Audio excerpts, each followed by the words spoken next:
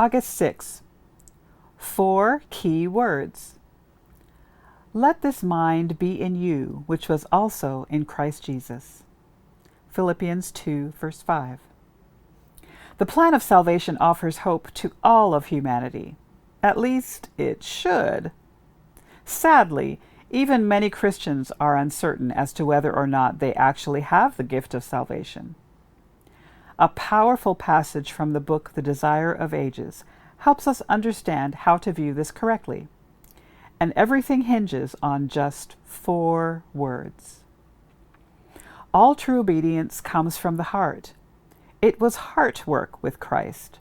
And if we consent, He will so identify Himself with our thoughts and aims, so blend our hearts and minds into conformity to His will, that when obeying Him, we shall be but carrying out our own impulses. The will, refined and sanctified, will find its highest delight in doing His service. When we know God as it is our privilege to know Him, our life will be a life of continual obedience. Through an appreciation of the character of Christ, through communion with God, sin will become hateful to us. We notice several things. God calls for true obedience, but how to render that true obedience is where many believers come unglued.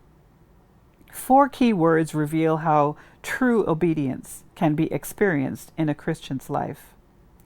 The author writes, "And if we consent." Consent means to allow or to give permission. If we give God permission, the following happens. He will identify Himself with our thoughts and aims. He will blend our hearts and minds into conformity to His will.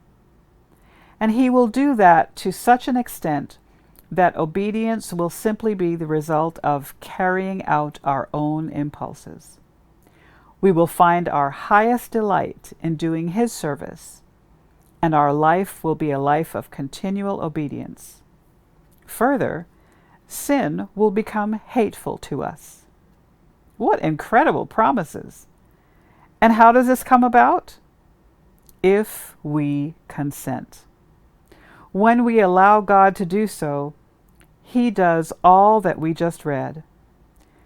If we give God permission, He will continue to change us so that we grow more and more into the image of Christ. God does the work. We grant the permission. As we surrender to Jesus, our lives become what they could never be without Him living His life in us.